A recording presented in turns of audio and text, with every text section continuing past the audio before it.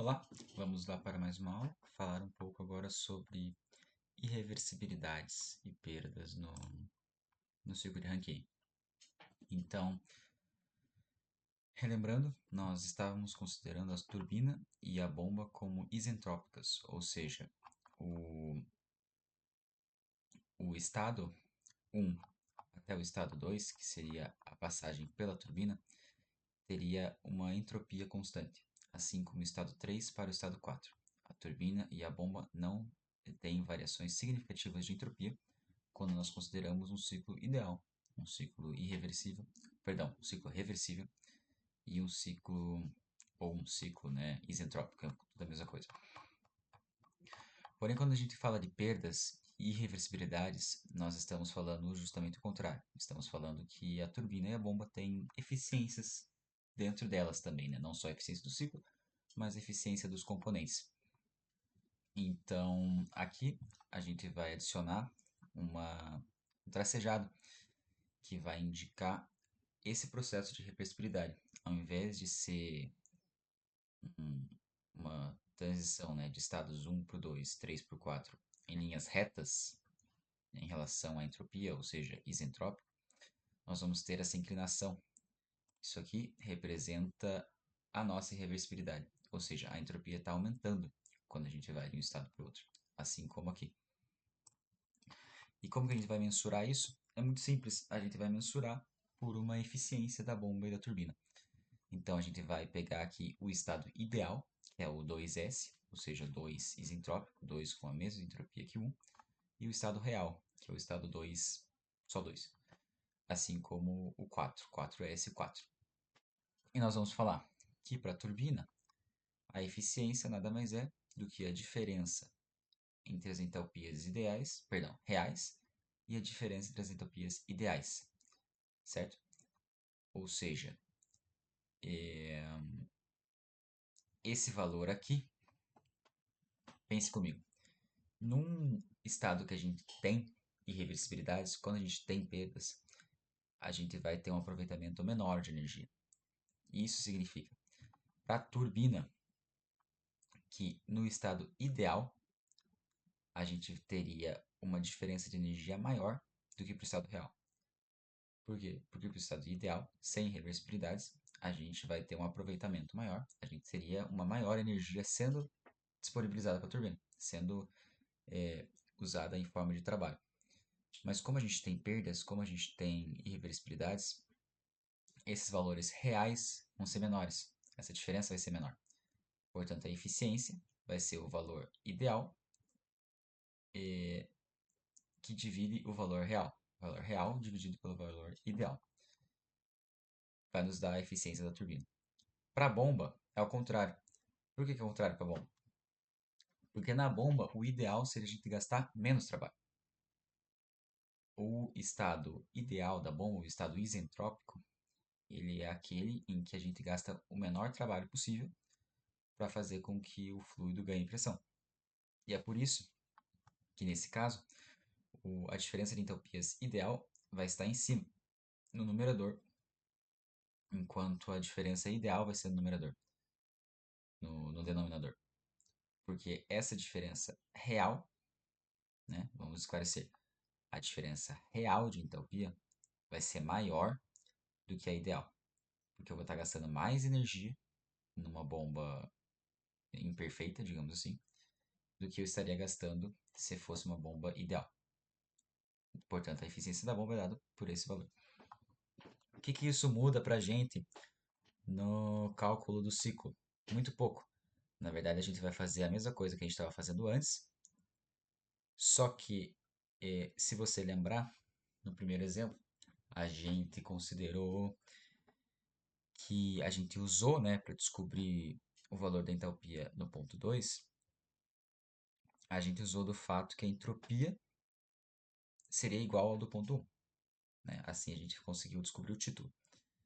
A gente ainda vai fazer isso, só que agora esse H2 que vai ser o nosso resultado vai ser um H2 ideal. Né?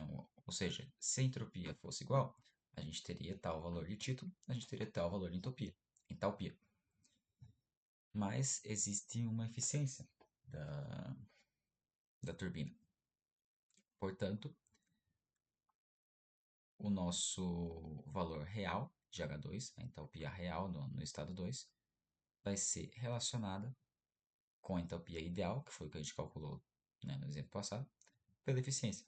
A gente só descobre a entalpia ideal do mesmo jeito que a gente descobriu antes e faz aqui uma proporção com a eficiência da turbina que vai ser dada pelo exercício, né? Eficiência de 85%. Mesma coisa para a bomba. A gente descobre lá do mesmo jeito, cadê? Aqui. Do mesmo jeito que a gente tinha feito antes, né? Então, volume específico vezes variação de pressão. Mas dessa vez a gente divide pela eficiência da bomba para descobrir qual que vai ser o trabalho real. Na verdade, na bomba é mais fácil ainda, né? Porque se a gente tem um trabalho ideal, que seria realizado pela bomba, então o trabalho real vai ser só esse trabalho ideal dividido pela, pela eficiência. Lembrando que a H4 é H3 mais o trabalho. Foi isso que a gente fez para calcular lá no exercício anterior. Aqui a gente vai fazer a mesma coisa, só que agora adicionar essa eficiência da bomba, certo? Então é bem simples, né? O cálculo ficou mesmo. A gente só tem um passo a mais para corrigir, né, esses valores de entalpia com base nas eficiências. Não muda nada no ciclo em si. Beleza? Indo agora para uma melhoria de desempenho. Então, alterações que a gente vai fazer no ciclo Rankine para conseguir desempenhos maiores. O primeiro deles é o de superaquecimento, o segundo de reaquecimento, e a gente tem também outros, né? Então, começando com o reaquecimento, qual que é a lógica do reaquecimento? Num ciclo Rankine com reaquecimento, a gente vai ter duas etapas na turbina. A primeira turbina de alta pressão, então essa turbina aqui vai extrair parte do vapor saturado, parte da energia do vapor na pressão que ela sai, pressão e temperatura que ela sai do gerador de vapor, do aquecedor, caldeira, seja qual que seja. Em seguida, o fluido vai voltar para o gerador de vapor, ganhar temperatura e seguir para a segunda parte da turbina. Isso vai fazer com que a gente consiga extrair mais trabalho, né, mais energia do fluido nesse segundo estágio do que se ele fosse direto. Então aqui no gráfico a gente consegue ver aqui o caminho normal, né? Aqui a gente tem o ganho de energia da caldeira. Aqui é o primeiro estágio da turbina. Então esse é o trabalho que foi realizado pela turbina no primeiro estágio. Aí o reaquecimento não vai voltar na mesma temperatura que antes, né? Isso é impossível, mas vai voltar na temperatura próxima. Reaquecimento e uma liberação de trabalho bem maior do que se a gente estivesse vindo direto. Ó. Se a gente estivesse usando só o, a turbina normal, o ponto 1 ao ponto 4 seria uma linha reta aqui, certo? Então a gente teria esse trabalho sendo liberado por essa diferença de temperatura, mais esse aqui, numa linha reta. Mas aqui não, aqui a gente tem o primeiro estágio da turbina, e daí isso vai voltar a ser aquecido e liberar mais bastante trabalho, por causa do reaquecimento. E como que isso muda o nosso cálculo? É um pouco mais complicado. A gente tem que descobrir, então, qual que vai ser o título dessa parte 2, porque ele vai entrar como vapor saturado, mas após sair da primeira parte da turbina já vai ter um título, né, aqui no o X2, que vai ser considerando a turbina isentrópica. Como a gente calculou da outra vez, vai ser com a mesma entropia que o estado inicial. Então a gente consegue calcular a entalpia por meio disso. E depois a gente vai ter a temperatura do reaquecimento, certo? Então foi reaquecido a 440 graus.